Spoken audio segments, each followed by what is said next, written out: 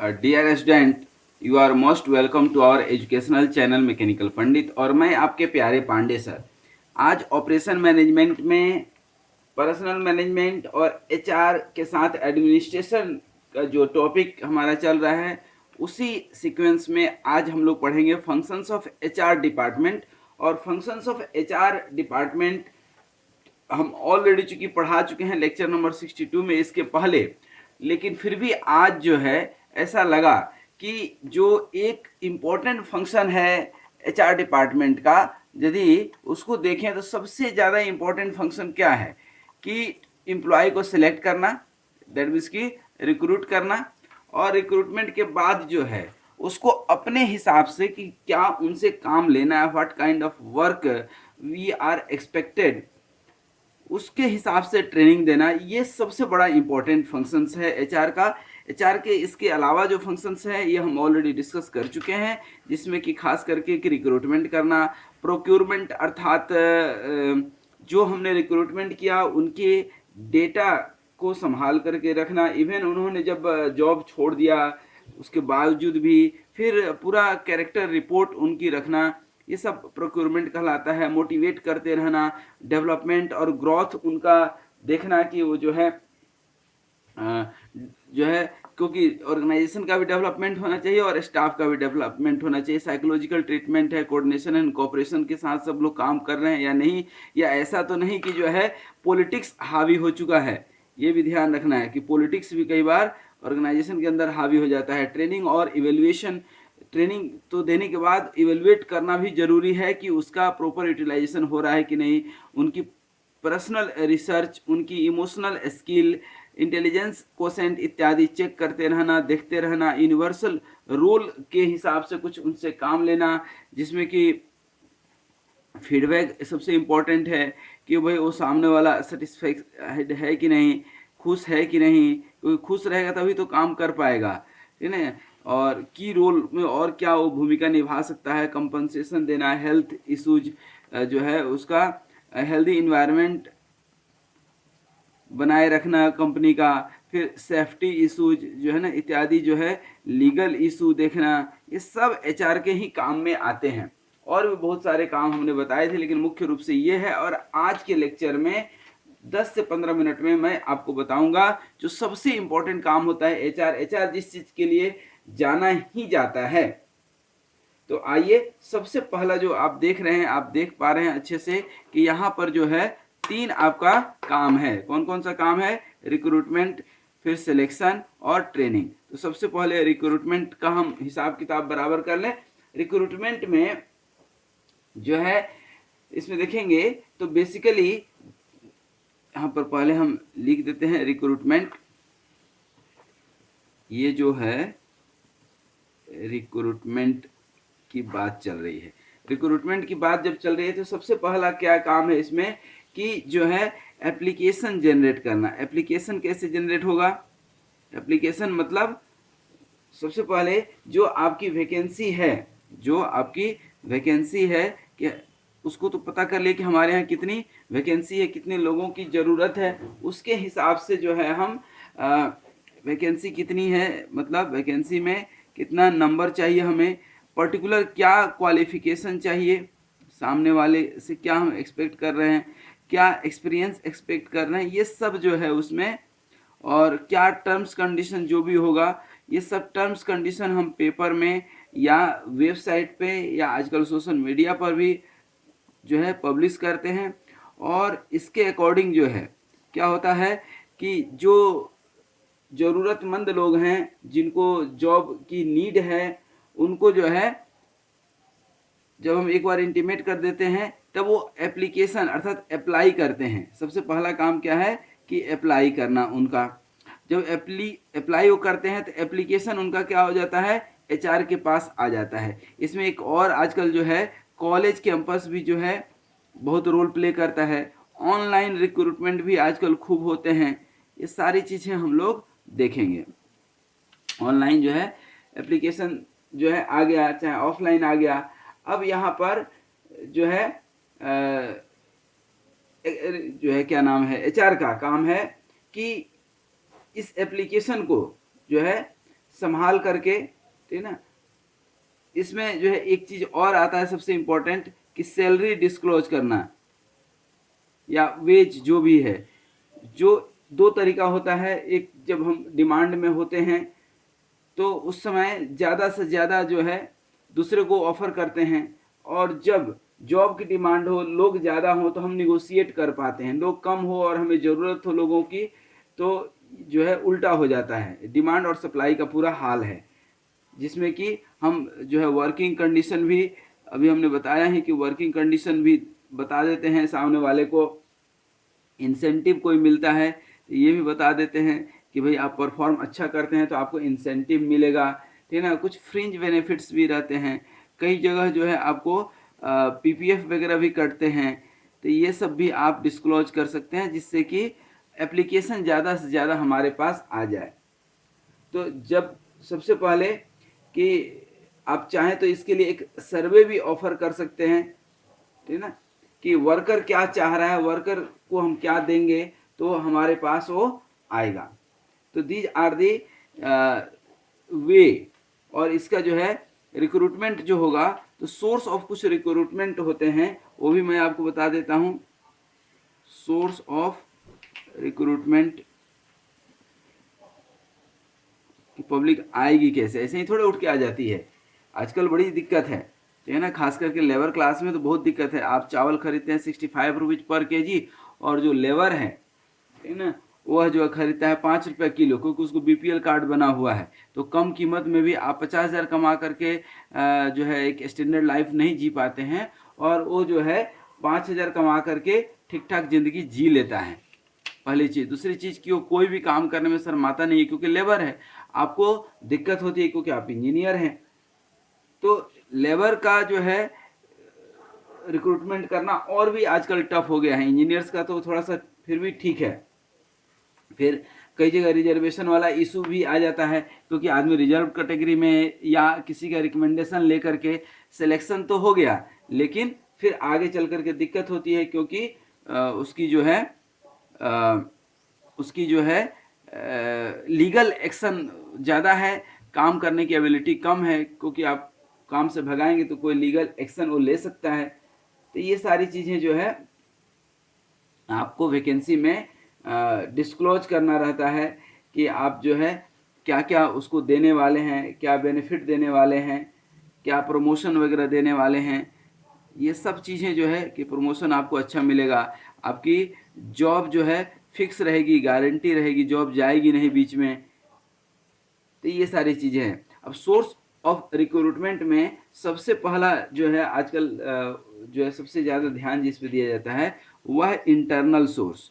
Internal source क्या होता है कि हमारे कंपनी में ही कोई काम कर रहा है, तो उसको ही हम जो है बोलते हैं कि भाई तुम देख ही रहे हो कि अपने जो है कंपनी की कैसी क्या हालात हैं, किस तरह की रिक्वायरमेंट है, तो आप ही अप्रोच करो। फॉर एग्जांपल इंजीनियर डिमांड करता है कि हमें 4 सुपरवाइजर चाहिए।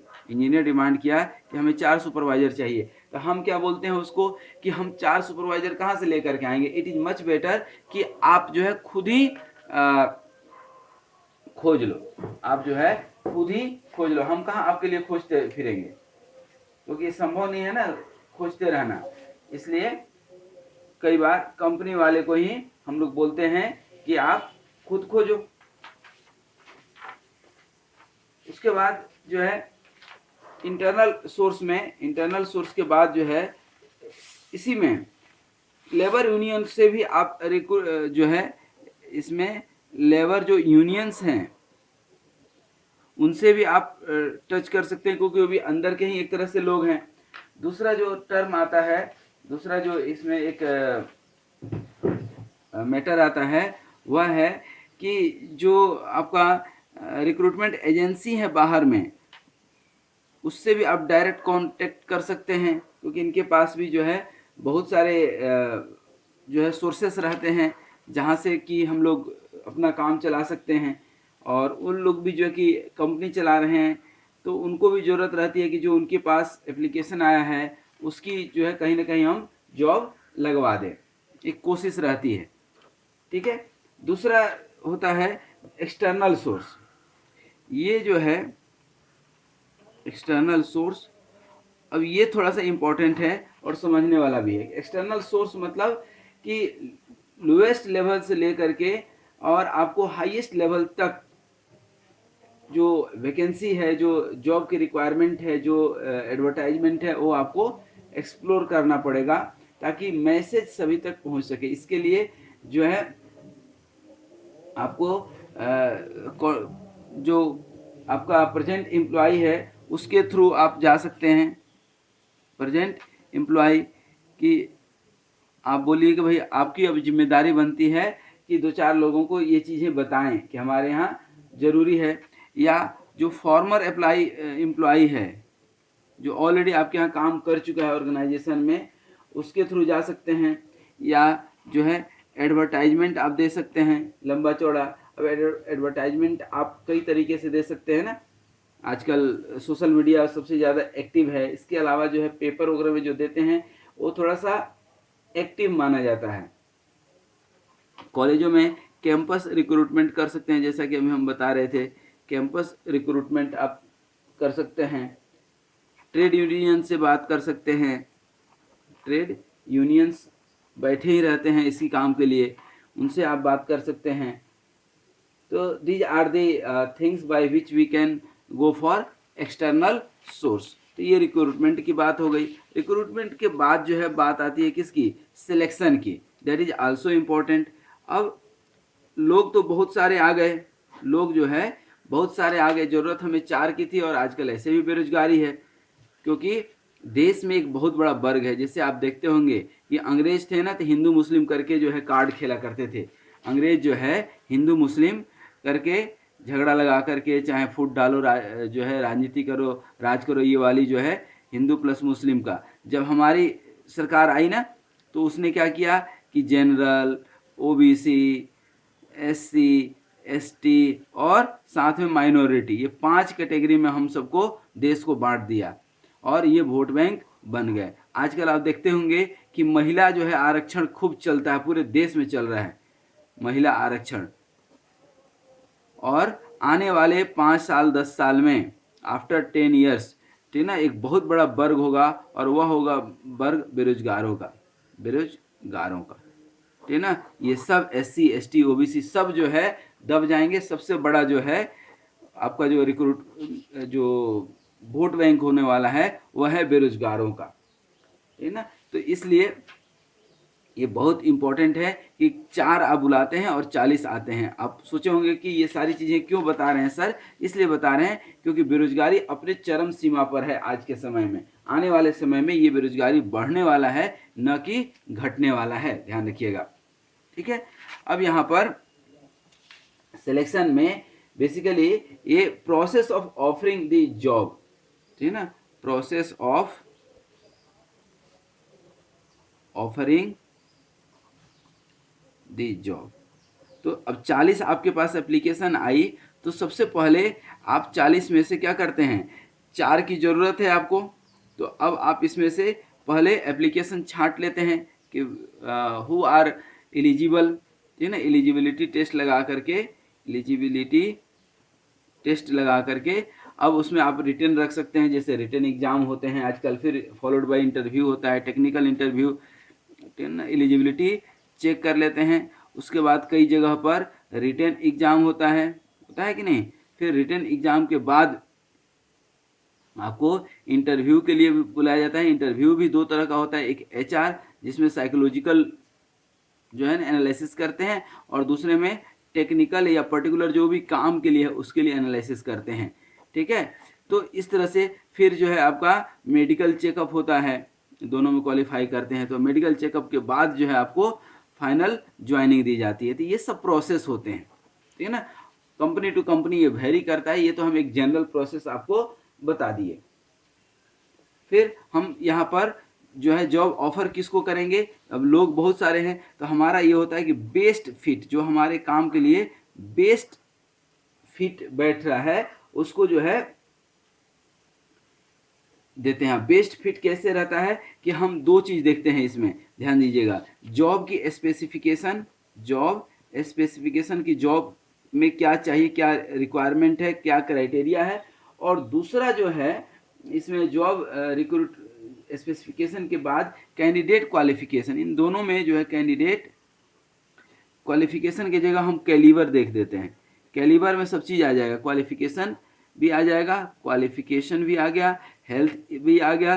कोई किसी के पास क्वालिफिकेशन तो बहुत अच्छी है, हेल्थ अच्छी नहीं है, या स्किल अच्छी नहीं है, या कॉमन सेंस अच्छी नहीं है, कॉमन सेंस अच्छी नहीं है, या लर्निंग कैपेबिलिटी नहीं है। सॉफ्टवेयर कंपनी में सबसे ज़्यादा यही देखते हैं आजकल, लर्निंग कैपेसिटी उसके अंदर है या नहीं।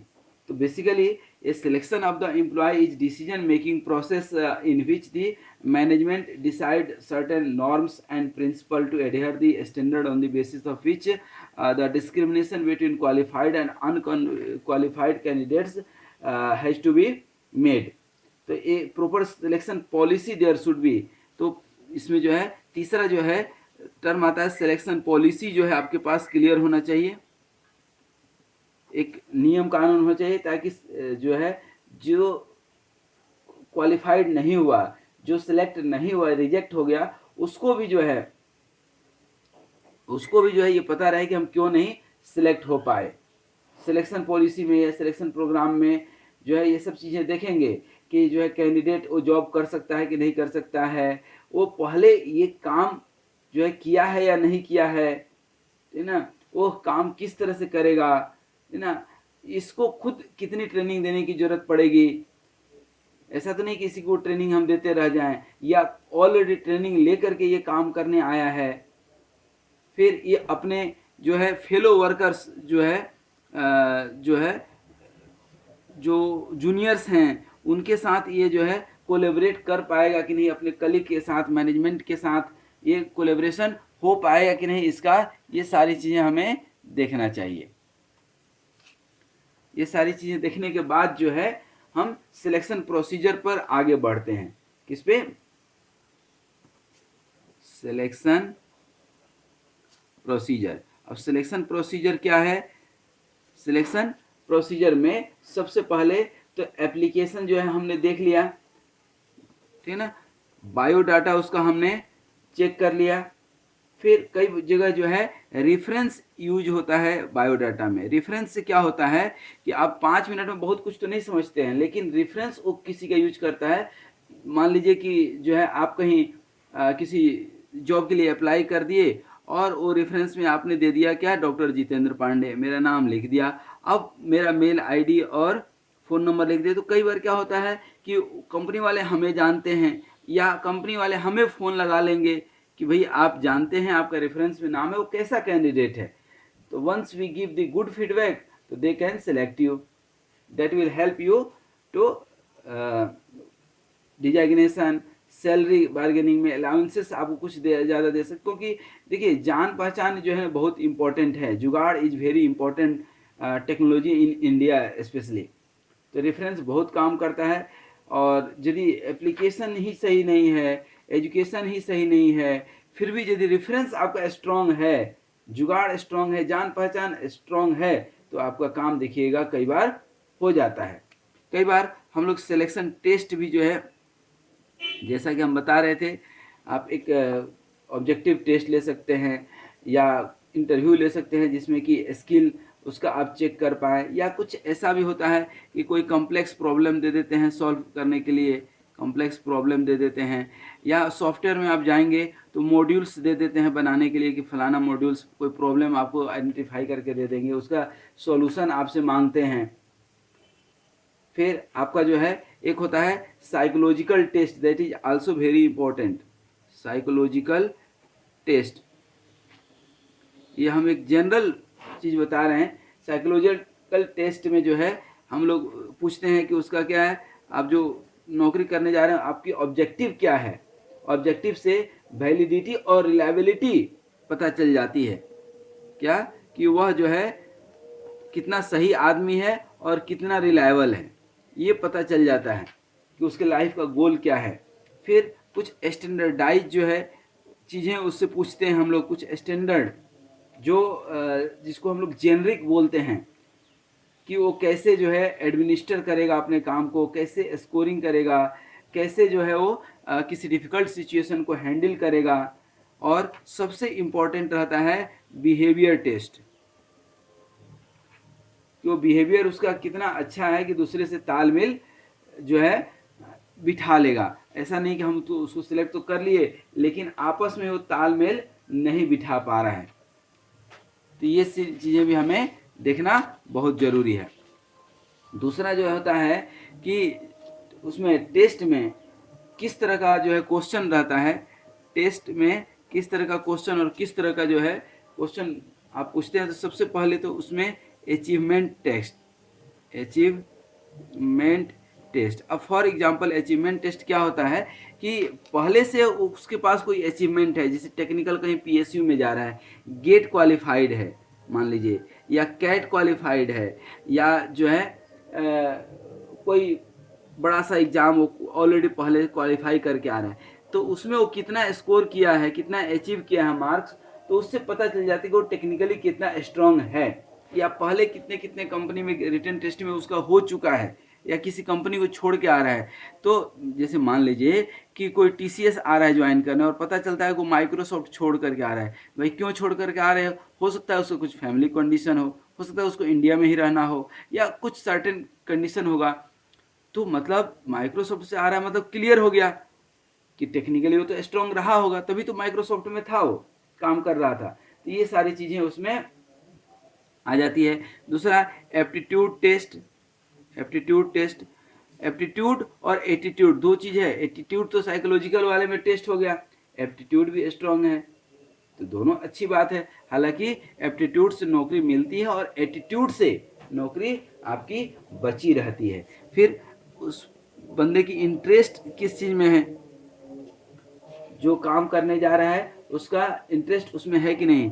एक जो है पर्सनालिटी डेवलपमेंट टेस्ट होता है, personality development test, intelligence test भी होता है, आईक्यू जिसको बोलते हैं, इंटेलिजेंस क्वोशेंट इंटेलिजेंस टेस्ट भी होता है। एक जजमेंटल टेस्ट भी होता है, जजमेंटल टेस्ट, कोई चीज़ को कैसे जज करता है, उसका नज़रिया कैसा है, पॉजिटिव है निगेटिव है। एक जो है प्रोजेक्टिव टेस्ट भी होता है। प्रोजेक्टिव टेस्ट में क्या होता है कि candidate project his personality into free response, है ना। कि आप उसमें देखे होंगे क्या बोलते हैं आर्मी वगैरह में, एसएसबी वगैरह में, कि एक फ़ोटो दिखा देंगे जिसे कोई जंगली जानवर का भागते हुए एक दूसरे को हमला करते हुए, और फिर उसके ऊपर एक आपको 10 सेंटेंस का कुछ बोलेंगे लिखने के लिए। मतलब आपकी नज़रिया कैसी है। दूसरा एक जो है नॉलेज की, उस पर्टिकुलर फील्ड में आपको कितना नॉलेज है। तो इस तरह से ये सारे टेस्ट होते हैं, और भी that varies person to person, company to company. इसके बाद जो है सबसे इम्पोर्टेंट आती है बात किसकी, इंटरव्यू की। भाई जो कैंडिडेट है उसका क्या करना है, आपको इंटरव्यू भी तो लेना है। इंटरव्यू में भी जो है कई तरीके के इंटरव्यू लेते हैं। जैसे पहले तो प्राइमरी इंटरव्यू, प्राइमरी उससे छानबीन कर लेते हैं, प्राइमरी कि कैसे क्या किया, ऐसा तो नहीं कहीं इधर घोटाला करके वो पहुंच गया, है ना। ये सारी चीज़ें देखने के बाद जो है हम लोग स्ट्रेस रिव्यू करते हैं। कि कुछ लोग ऐसे होते हैं कि छोटे छोटे काम में भी परेशान हो जाते हैं, अपने आप को हाईलाइट ज़्यादा करते हैं। मतलब जो है उनको अथॉरिटी तो चाहिए कि हमें ये भी अथॉरिटी दे दो, ये भी सुविधा दे दो, लेकिन रिस्पॉन्सिबिलिटी नहीं लेना चाहते हैं, रिस्पॉन्सिबिलिटी नहीं लेना चाहते हैं। और सरकारी सिस्टम में तो बहुत ऐसे लोग, अयोग्य लोग हैं जो योग्य पद पर हैं। अयोग्य लोग हर काम करने की कोशिश करते हैं और अल्टीमेटली बिगाड़ देते हैं, और योग्य लोगों को करने का मौका नहीं मिलता है, तो चाहे वो रिजर्वेशन से गए हों या जुगाड़ से गए हों। तो ये सारी चीज़ें जो है ध्यान देना। फिर डेप्थ इंटरव्यू करते हैं। डेप्थ इंटरव्यू में कई बार फैमिली वगैरह से भी जो है उनकी बैकग्राउंड लेते हैं, work experience, qualification, health, interest, hobbies, ये सब चीज़ें पूछते हैं। कुछ जो है पैटर्न इंटरव्यू होते हैं जो कॉमन क्वेश्चन होते हैं। जैसे किसी भी आप कंपनी में जाएंगे तो पूछा जाता है कि आप अपने बारे में थोड़ा सा बताइए, आप किस शहर से हैं, उस शहर की खासियत क्या है। वो सिर्फ एक क्लू लेने के लिए ऐसा किया जाता है। फिर आगे चल करके इंटरव्यू प्रोसेस की यदि बात करें तो आप इंटरव्यू लेते हो या देते हो, दोनों जगह ये सारी चीज़ें काम आने वाली है, ठीक है। तो जब एक्चुअल इंटरव्यू अभी बाकी है, ये सब सिंपल जो है हो सकता है हो। इसके बाद एक क्रिटिकल इंटरव्यू भी हो सकता है। क्रिटिकल एरिया जो है पर्टिकुलर उस काम के बारे में हो। फिर इंफॉर्मेशन जो है वो दे रहा है सामने वाला, जो चीज़ें बता रहा है वो कितना सही बता रहा है। फेस टू फेस चूँकि यहाँ पर आप रहते हैं, एप्लीकेशन कितना एप्लीकेंट जो है कितना नर्वस हो जाता है, ये भी आपको देखना है। वो ऐसा तो नहीं कि उसके चेहरे पे जो है टेंशन आ गया, टेंस हो गया वो, या डर गया। बहुत सारे सिचुएशन होते हैं। तो ये इससे जो है ना, ये सब साइकोलॉजिकल टेस्ट में ही आ जाता है। इंटरव्यूअर देख करके समझ जाता है ना। कोई उसको पुरानी इंसिडेंट या कोई एक्सपीरियंस के बारे में पूछिए तो सही से नहीं बता पाता है। जानते हुए चीज़ों को प्रेजेंट नहीं कर पाते, क्योंकि प्रेजेंटेशन इज वेरी इंपॉर्टेंट। यदि आपके अंदर स्किल है, नॉलेज है, सब कुछ है, कई बार हम लोग चाहते हैं कि अच्छा मैं ये बता देता तो अच्छा होता, और बता नहीं पाते हैं। तो जब समय पे आप चौका छक्का नहीं मारेंगे तो क्या घर में थोड़ी आके चौका छक्का मारते रहेंगे। फिर इसके बाद जो है इंटरव्यू की जो पैनल होती है, पैनल जो होगी, तो पैनल में एक आदमी तो होता नहीं है, कई आदमी होता है। पैनल में एक आदमी तो है नहीं, बहुत सारा आदमी है। तो उस सब जो है बैठ करके अल्टीमेटली क्या करते हैं, डिसाइड करते हैं कि what we have to do. Panel discussion जो है जिसको बोलते हैं। आजकल इसमें एक और चीज चलता है इंटरव्यू के पहले, डिबेट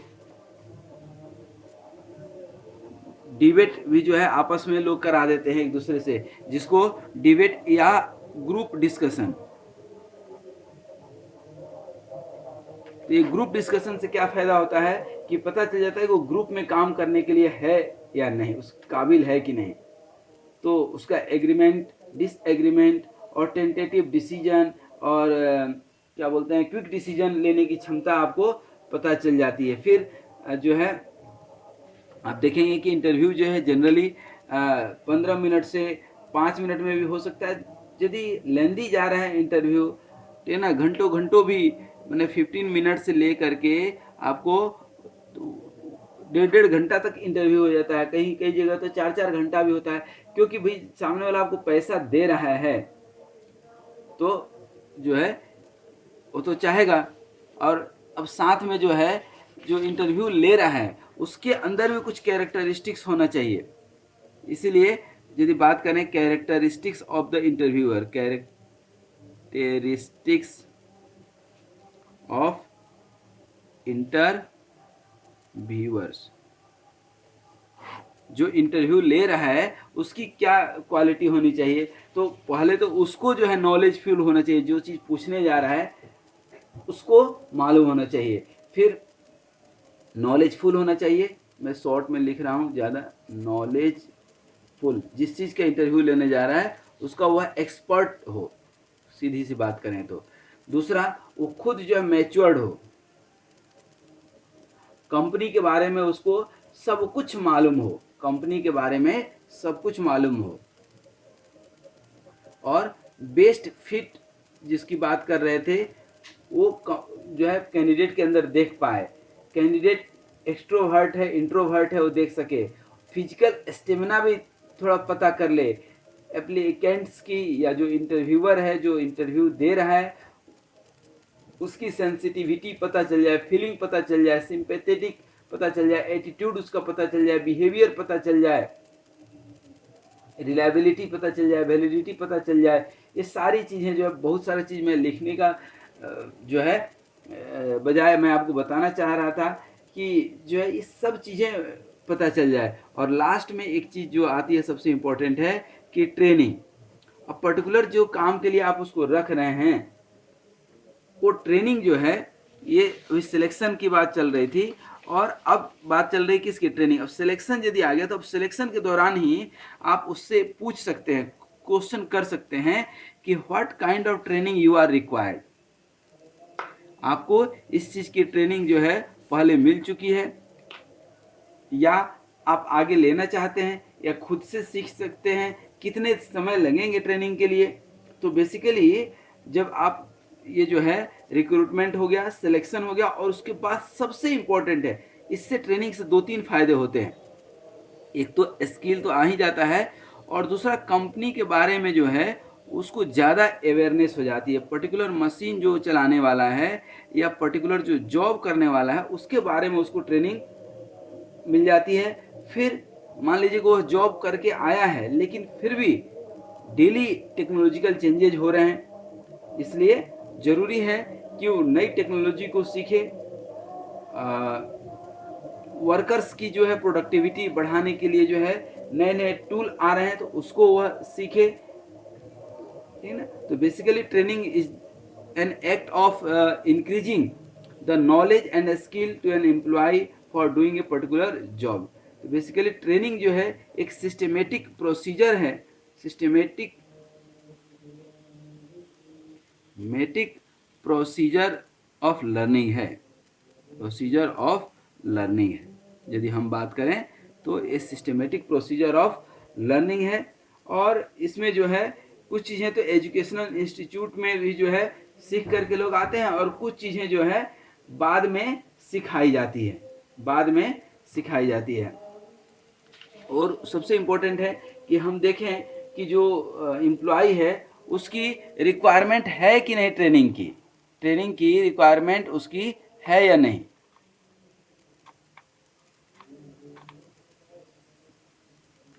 ट्रेनिंग की रिक्वायरमेंट है कि नहीं, तो सबसे पहले ये भी देख लेना है कि रिक्वायरमेंट है कि नहीं। ऐसा नहीं कि ज़बरदस्ती उसको ट्रेनिंग दे रहे हैं जबकि वो काम कर सकता है और ट्रेनिंग देने के बाद जो है वह पर्टिकुलर जो है कोई डेवलपमेंट दिखा पा रहा है कि नहीं। ट्रेनिंग की कब ज़रूरत पड़ती है तो ध्यान रखिएगा, रिक्वायरमेंट ऑफ ट्रेनिंग में यदि लिखें कि कब ज़रूरत पड़ती है तो बेसिकली ज़रूरत पड़ती है तब जब वह जो है फ्रीक्वेंट एक्सीडेंट कर लेता है, फ्रीक्वेंट उससे एक्सीडेंट हो रहे हैं, जो प्रोडक्ट बना रहा है उसकी क्वालिटी जो है पुअर है, पुअर क्वालिटी वो दे रहा है ना, और उस जो काम कर रहा है उसका प्रोडक्शन कॉस्ट ज़्यादा आ रहा है, ये सब जो है वो बार बार एब्सेंट हो रहा है, अपने आप को प्रेजेंट नहीं कर पा रहा है ना, जो है उसका जो गोल है या काम जो दिया गया है उसको इग्नोर करता है, ये सारे क्वालिटी हैं, वह इग्नोर कर देता है या इधर उधर बहुत ज़्यादा गॉसिप करता है, इसलिए ट्रेनिंग देने की आवश्यकता पड़ती है हमें, है ना। अब कोई आपसे ये पूछ सकता है कि what are the advantage of the training, advantage of training, तो ट्रेनिंग के एडवांटेज ही एडवांटेज है, डिसएडवांटेज ऐसा सच पूछता नहीं है और है भी नहीं, है ना।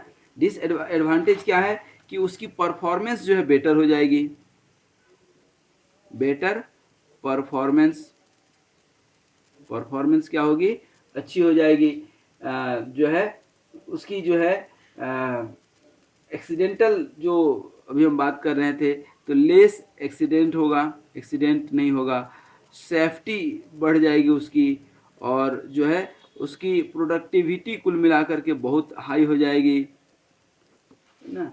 उसके बाद उसका मोरल हाई हो जाएगा, मोरल हाई हो जाएगा, ठीक है ना, क्योंकि ह्यूमन रिक्वायरमेंट है कि जिसके पास ज़्यादा स्किल होता है वो ज़्यादा सेटिस्फाइड होता है, ज़्यादा काम करेगा, ज़्यादा खुशी महसूस होगी उसको, ज़्यादा उसको रिकॉग्निशन मिलेगा, और सबसे इम्पोर्टेंट होता है कि स्टैंडर्ड मेथड वो यूज करेगा, स्टैंडर्ड मेथड यूज कर पाएगा, क्योंकि वो क्या हो गया, अपडेट हो गया, किससे, टेक्नोलॉजी से अपडेट हो गया। तो जब टेक्नोलॉजी से अपडेट हो गया तो जो है ये चीज़ें वो बाकायदे कर सकता है, ठीक है। अब एडवांटेज के बाद जो है आप ध्यान देंगे तो ट्रेनिंग के कुछ प्रिंसिपल्स होते हैं, इसमें आपसे बोला जाएगा कि ट्रेनिंग के कुछ जो प्रिंसिपल हैं, principle of training, principle and technique, technique, training principle. अब ट्रेनिंग प्रिंसिपल क्या होता है दोस्तों, तो ट्रेनिंग जो है हम लोग जब भी करते हैं तो it bears little bit cost, तो ये कॉस्ट कंपनी दे रही है या पर्टिकुलर एम्प्लॉय से ले रहे हैं। यदि पर्टिकुलर एम्प्लॉय से लेते हैं ना, तो कई बार वो इच्छा नहीं जताता है कि हम ट्रेनिंग करें, ट्रेनिंग वो करने के उसका मूड ही नहीं होगा। टेक्निक के साथ हम इसी में जो है ना प्रोसीजर भी बता देंगे, छोटा सा है। उसके बाद ट्रेनिंग करके आया, तो जैसे हम लोग भी कहीं जाते हैं रिसर्च वगैरह के लिए, फॉरेन कंट्री गए चाहे कहीं गए, तो आते हैं तो एक प्रमोशन तो मिलता ही मिलता है, और एक जो है ना रिकॉग्निशन भी मिलता है कि हाँ भाई ट्रेनिंग करके आए हैं, एक वैल्यू मिलता है, ठीक है ना। तो ये जो है ट्रेनिंग का प्रिंसिपल है कि जब आप आए तो कुछ सीख करके आए। एक सर्टिफाइड ट्रेनर, जैसे आप सिक्स सिग्मा का ट्रेनिंग ले लिए, एसक्यूसी का, जैसे सिक्स सिग्मा का ट्रेनिंग खूब चलता है, एसक्यूसी की क्वालिटी कंट्रोल की जो है खूब चलती है ट्रेनिंग। ये ट्रेनिंग लेकर के आप टीपीएम के मान लीजिए कि टोटल प्रोडक्टिव मेंटेनेंस की ट्रेनिंग लेकर के आ गए, टोटल क्वालिटी मैनेजमेंट की ट्रेनिंग लेकर के आ गए, आप मान लीजिए कोई सॉफ्टवेयर सीख करके आ गए। फॉर एग्जाम्पल नाम लें, किसका नाम ले सकते हैं, कोई भी सॉफ्टवेयर का नाम बताइए। जैसे टैली है, अकाउंटिंग में बहुत ज़्यादा यूज होता है, अकाउंटिंग में जो है आपका टैली यूज होता है, टैली खूब यूज होता है। एक एसपीएसएस सॉफ्टवेयर है, ये भी यूज होता है, ये अकाउंटिंग के लिए है। इसके अलावा भी बहुत सारे सॉफ्टवेयर हैं जो फ्रिक्वेंटली यूज होते हैं, तो उनको हम लोग जो है प्रमोट कर सकते हैं। क्या कर सकते हैं, प्रमोट कर सकते हैं। तो ये एक फ़ायदा होता है, ठीक है। उसके बाद जो इंस्ट्रक्टर है, ये भी आप देख लीजिए कि अच्छा है कि नहीं, क्योंकि खुद सिखा पा रहा है कि नहीं अच्छे से, ना। जो ट्रेनी है, जो ट्रेनिंग लेने गया है, वो अपने आप को तैयार हो करके तब ट्रेनिंग लेने के लिए जा रहा है ना। जो ट्रेनिंग में सिखाया गया उसकी प्रैक्टिकल एक्सपोजर उसको मिल पा रहा है कि नहीं, प्रैक्टिकली वो सीख करके आ रहा है कि नहीं, फिर जो ट्रेनिंग वो लिया उसका आउटपुट वो दे पा रहा है कि नहीं, then and that we do some practical again. तो इससे क्या हो जाता है कि जो है मतलब ये टेक्निक है ट्रेनिंग की, कि हम हैंड्स ऑन ट्रेनिंग की बात करते हैं हमेशा। किसकी, हैंड्स ऑन ट्रेनिंग, मतलब हैंड्स ऑन ट्रेनिंग मतलब रियल टाइम, क्या, रियल टाइम लाइव ट्रेनिंग भी इसको बोलते हैं, या लाइव प्रोजेक्ट बोलते हैं। तो उससे क्या होता है कि आप ऑन दी स्पॉट डिसीजन लेते हैं, फेक नहीं होता है। ये नहीं होता कि ठीक है यार चलता है, इतना तो चलता है, नहीं। Accuracy is very important, productivity, quality, ETC are very important. तो कुल मिलाकर के यदि हम बात करें ना, आज हम लोगों ने काफ़ी सारी चीज़ें देखें, जिसमें कि बहुत सारी इंपॉर्टेंट चीज़ है। हम लोग यदि बात करें तो काफ़ी सारा चीज़ सीखे हैं, और रिक्रूटमेंट, ट्रेनिंग और जो है सिलेक्शन का एक बार फिर से लास्ट के 2 मिनट हम इसका जो है रिव्यू करें, और तब आगे बढ़ें।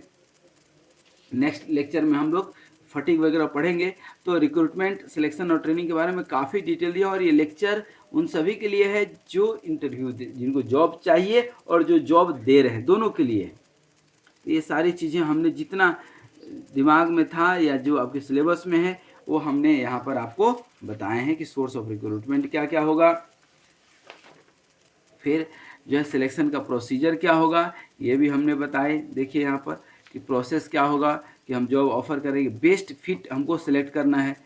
मतलब अंधों में काना राजा भी कई बार सिलेक्ट करना पड़ जाता है, बट इससे हम क्या करते हैं, अवॉइड करते हैं कि हमारा जो है जो ज़रूरत है और जो उसकी कैलिबर है दोनों मैच कर रहा होगा तो ही लेंगे। फिर ये क्वालिफिकेशन हो गया, हेल्थ इशू, इसके लिए सब चीज़ें देखते हैं। सिलेक्शन पॉलिसी होती है, ऐसा नहीं कि चेहरा देख करके सिलेक्शन कर रहे हैं या किसी ने कोई जुगाड़ लगा करके आ गया तो उसके बेसिस पर हम कर रहे हैं। फिर सिलेक्शन प्रोसीजर में हमने बताया कि कैसे क्या होगा, बायोडाटा ये सब मंगाना, टेस्ट कंडक्ट करना, साइकोलॉजिकल टेस्ट करना, ये सारी चीज़ें हैं। टेस्ट में भी जो है हमने आपको बताए कि जो है कितने तरह के टेस्ट होते हैं। अचीवमेंट टेस्ट, वो ऑलरेडी कुछ अचीवमेंट किया है, कोई सर्टिफाइड ट्रेनिंग का सर्टिफिकेट उसके पास है तो क्लियर हो जाता है कि अच्छा ये सर्टिफाइड है। जैसे सिक्स सिग्मा में किसी के पास ब्लैक बेल्ट है तो हम समझ जाते हैं कि क्वालिटी से कंप्रोमाइज़ नहीं करने वाला इंसान है। एप्टीट्यूड टेस्ट, एटीट्यूड टेस्ट भी हम बताए थे। एक मैं बार बार कहता हूँ, कहावत है कि attitude leads to aptitude. Attitude अच्छा हो तो एप्टीट्यूड थोड़ा सा ऊपर नीचे भी चलेगा तो काम चल जाएगा। फिर personality, intelligence, judgemental, projective test, knowledge, ये सब करते हैं। फिर इंटरव्यू भी कई तरीके का इंटरव्यू लेते हैं, फिर प्राइमरी इंटरव्यू लेंगे, फिर थोड़ा सा एचआर साइकोलॉजिकल टेस्ट वाला, फिर डेप्थ इंटरव्यू लेते हैं, फिर पैटर्न, फिर टेक्निकल इंटरव्यू, ये सब जो है। और इसमें देखते हैं कि वो नर्वस तो नहीं हो रहा है, टेंशन तो नहीं ले रहा है, या जानते हुए चीज़ों को बोल नहीं पा रहा है, या उसका प्रेजेंटेशन स्किल कैसा है। कई बार आजकल जो है डिबेट कराते हैं या एक्सटेम्पो भी कराते हैं, कई जगह पर ग्रुप डिस्कशन कराते हैं कि उस पर्टिकुलर चीज़ पर वो बोल पाता है कि नहीं। सबसे इम्पोर्टेंट चीज़ है कि कई बार जानते हुए भी हम बोल नहीं पाते हैं। तो ये सारी चीज़ें जो है हम लोग करते हैं। फिर जो है आ जाते हैं हम लोग कहाँ पर कि जो इंटरव्यूअर है, जो इंटरव्यू लेने के लिए बैठा है, उसको भी मैच्योर्ड होना चाहिए, कंपनी के बारे में जानकारी होनी चाहिए, एक्सपर्ट होना चाहिए उस पर्टिकुलर चीज़ों के बारे में, और साइकोलॉजिकल भी वो स्ट्रांग हो। और उसके बाद जो है रिक्रूटमेंट कर लिए, पर्टिकुलर बंदे को सिलेक्ट कर लिए, फिर उसको अपने हिसाब से ट्रेनिंग देते हैं। हर कंपनी ट्रेनिंग देती है, खास करके सॉफ्टवेयर कंपनी आजकल ट्रेनिंग देती ही देती है, नहीं ट्रेनिंग देगी तो कैसे काम चलेगा। फिर सिस्टमेटिक प्रोसीजर ऑफ लर्निंग को ट्रेनिंग कहते हैं। रिक्वायरमेंट ऑफ ट्रेनिंग क्या होगा कि फ्रीक्वेंट एक्सीडेंट को हम कम करें, पुअर क्वालिटी जो है, ये एक्चुअली चेक है कि किस एम्प्लॉय को ट्रेनिंग की ज़रूरत है। तो जब वो हमारे यहाँ काम करता है तो देख लेते हैं जनरल कि भाई एक्सीडेंट तो नहीं कर रहा है, क्वालिटी ख़राब तो प्रोड्यूस नहीं कर रहा है, प्रोडक्शन कॉस्ट उसका ज़्यादा तो नहीं आ रहा है, एब्सेंट बार बार एब्सेंट हो रहा है, डिमोरलाइज हो रहा है, या चीज़ों को इग्नोर कर रहा है, या इधर उधर गपशप मार रहा है, तो समझ में आ जाता है कि इसको काम नहीं आता है। और ये हमने जाते जाते एडवांटेज ऑफ ट्रेनिंग कुछ बताया। तो ट्रेनिंग के हमेशा एडवांटेज ही एडवांटेज हैं, कोई डिसएडवांटेज नहीं है। तो आज यहीं तक। उम्मीद करते हैं कि ये लेक्चर आपके बहुत काम आने वाला है, बहुत काम आएगा, ये लाइफ लॉन्ग काम आएगा, सिर्फ यही नहीं, लाइफ लॉन्ग काम आने वाला ये चीज़ है, ऐसे नहीं, लाइफ लॉन्ग काम आने वाला चीज़ है। तो आज यहीं तक, फिर हम लोग नए वीडियो में नए कॉन्सेप्ट के साथ मिलेंगे। आज यहीं तक। Thank you very much for watching this video. Wish you all the best, be happy, healthy and keep smiling, and also don't forget to